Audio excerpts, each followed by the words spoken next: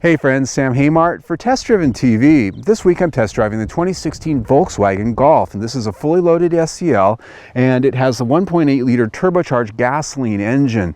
This is a standard engine this year, and the only other engine available in the Golf is the 2.0 liter 4-cylinder turbo gas engine, and that's really in the GTI or a more powerful variation in the Golf R. Now the diesel, the TDI, not available in 2016, and honestly, we don't know when it's going to become available in the United States again, if ever. And so what I know is based on sales prior to Dieselgate happening last September, about half the Golf sold had the diesel in them. And so half the folks that are looking at this car out there right now don't care about the diesel. The other half probably wanted one and stuck with the only choice being the gasoline engine, probably curious about whether this engine's good, is it livable, is it just as fun to drive. And so in my test drive today, I'm really sort of looking to find out what this new base engine's like, not only as an everyday engine, but as an alternative to that TDI.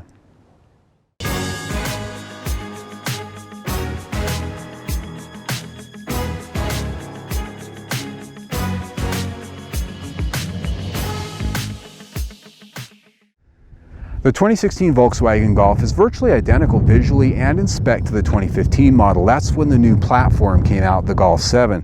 So here what you're looking at is a car that's longer, it's lower, and it's much more roomier inside than the last generation, yet it's actually just a little bit lighter. They actually lightened it up quite a bit for better performance and efficiency. Now this being an SEL, it has a few differences over the more base model, and that of course up here, you see that an extra chrome grille going on down there in the lower fascia. You've got fog lights here. Now one thing I do need to point out, even on the SEL, standard up here is halogen headlamps. So you can get the HID type headlights, but that's part of their lighting package.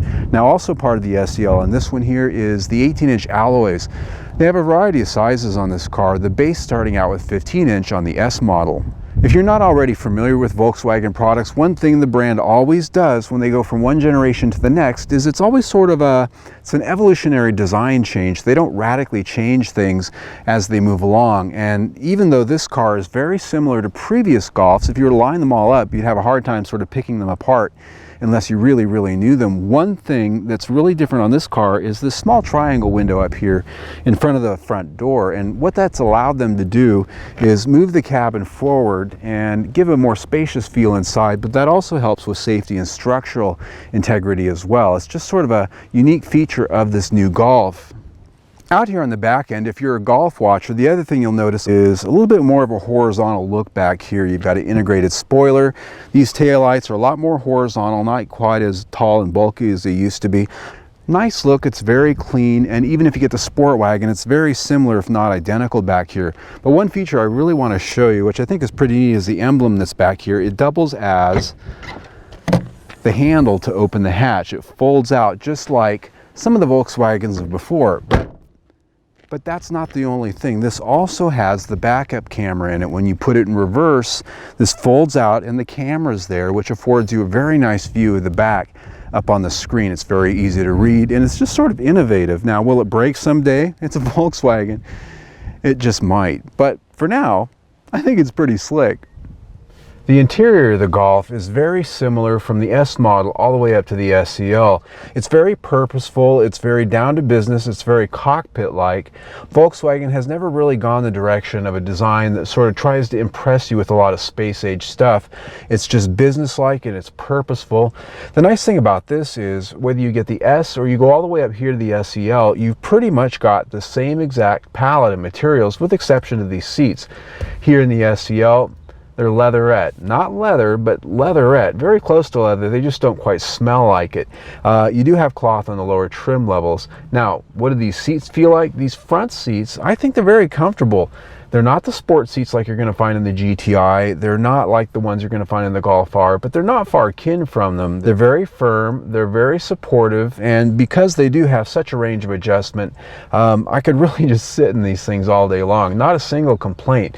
If I do have any complaints about this interior, it's two things. The first one is here in the SEL, the trim that's here on the dash in the center stack is a piano black. Now, I think it looks good.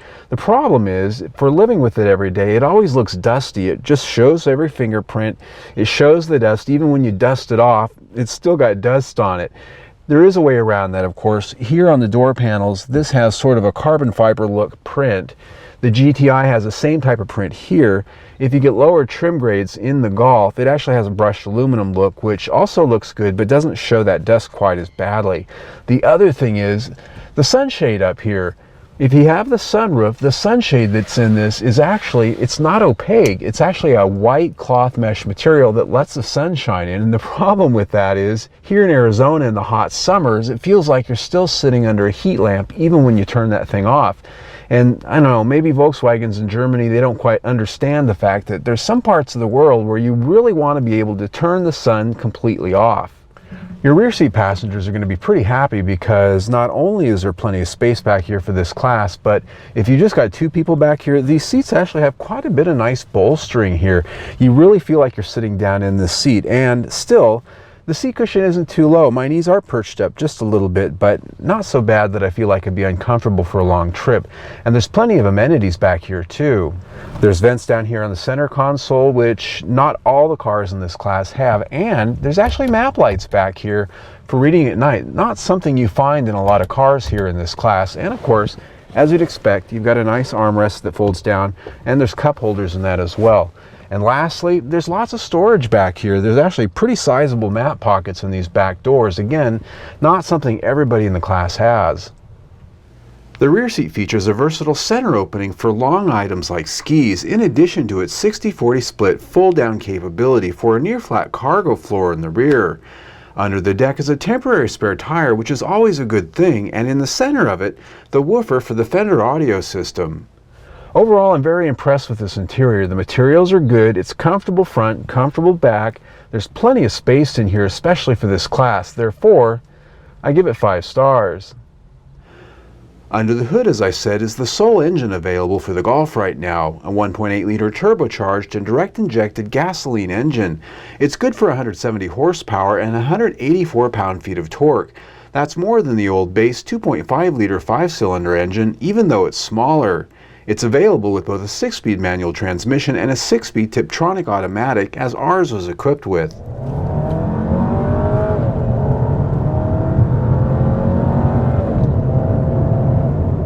This has a pleasant power curve, and it's one of the most refined 4-cylinder engines I think I've driven in the last year. You can stomp on it, you can take off from a stop, you can hit it and go and pass. And it just rolls into this nice, smooth acceleration band. It's a happy little motor. It's never rough and thrashy. It's just always willing to please. And you can put this down in sport mode, and it's even more willing. It sort of changes the feel of it. It becomes a little bit more responsive. Now, this transmission, I will say that it's not a DSG like you're going to find in the GTI with the 2.0 turbo. It's a traditional automatic transmission. What I find with it is that just driving around town, regular driving, it tends to be a little bit slow to respond. You know, it's not making it a bad transmission, it's just something to point out. And that really has to do with its tuning for fuel economy. And its tuning for fuel economy really does pay dividends. In fuel economy, my week with it, I've gotten 29 mpg combined, which is exactly what the window sticker promises. Now, do I wish that it was 40 or 50 like you might get with the TDI? Yeah, but that's not an option anymore. At the end of the day, this has the same type of power, the same type of fun to driveness that the TDI has. It just doesn't have the fuel economy. The engine was won Award's 10 Best, and I can see why. It's very refined, runs on regular unleaded fuel, and is really a class up from its price point, especially in light of the fact that it's the standard engine here. The powertrain earns 5 stars. When it comes to ride and drive, this is a car that I've driven a few times now. The GTI, I've driven the Golf R, I've driven the Sportwagon and the Golf. This new chassis, the Golf 7 chassis, is, in my opinion, one of the best Golfs yet. The refinement level, the overall quality level, and how it feels when you're driving down the street it's always been good, but it's better than it's ever been. They just keep making this car better. And so what does all that mean? Well, let's start with the steering. This has electric power steering now. A lot of people don't like it. In this particular car, it's got a very light feel, which somehow manages to still have a little bit of communication to it if you're on a windy road, or in my case here, I'm driving along on a road with tar strips, a lot of irregularities in the pavement, and I can still feel a lot of it. And it just has a nice character driving around town, so I like that. The brakes are strong. The most important thing to me is that, especially if you're looking at a Volkswagen, chances are you like that German car feel, which is a feeling of quality, it's a solid feeling, and it's something that has a little bit of engagement to it that you don't always find with Japanese brands and not always with American brands. And this car has that. It still has that. It's always had that. And even with the electric power steering, nothing's been lost in my opinion. It's a quality instrument, you know? It's a car that you can drive and you feel like you've got a driving tool.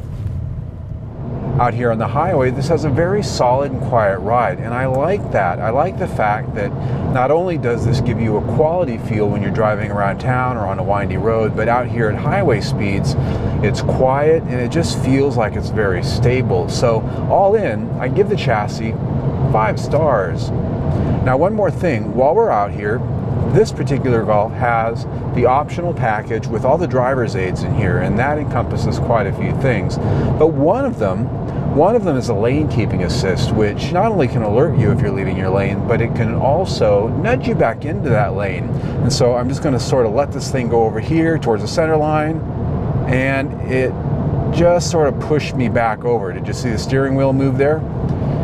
It works very well. Now, if you actually start crossing the line, or if you let this thing do it too much, it'll actually give you a little bit of a chime, and it'll up the ante, so to speak.